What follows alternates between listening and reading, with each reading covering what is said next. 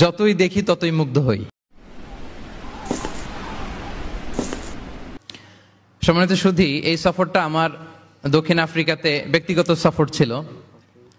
কোনো প্রোগ্রামে জয়েন করব এরকম কোনো প্ল্যান আমার ছিল না, কিন্তু তারপরে আল্লাহ তাআলার ফয়সালা জোহানেসবার্গে আমি একটি প্রোগ্রামে অংশগ্রহণের সুযোগ আমার হয়েছে, এবং কেপ টাউনে আমার দ্বিতীয় প্রোগ্রামে আজকে আপনাদেরকে নিয়ে অংশগ্রহণের সুযোগ আমাদের হয়েছে, আলহামদুলিল্লাহ। এবং এই কেপ টাউনের এই প্রোগ্রামের মধ্য দিয়ে আমার সফর এখানে শেষ হবে। কেপ টাউন দিয়ে আমি আমার সফর শেষ করবো ইনশাআল্লাহ বিইذনিল্লাহ। খুব চমৎকার একটি শহর, খুব চমৎকার অসাধারণ একটি শহর, পাহাড়ে ঘেরা। আমি যতই দেখছি ততই মুগ্ধ হচ্ছি। বিশুদ্ধ নগরী, একেবারে ফ্রেশ এয়ার,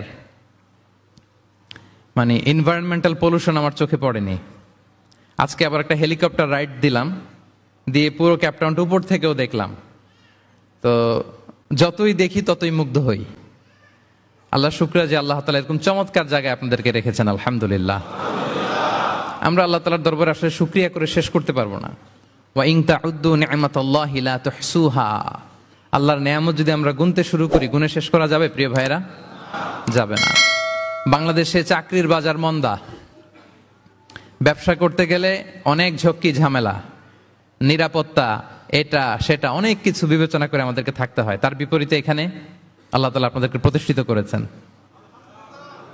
অনেকে এই দেশের ন্যাশনালিটি পেয়েছেন, সাউথ আফ্রিকান ন্যাশনালিটি পেয়েছেন।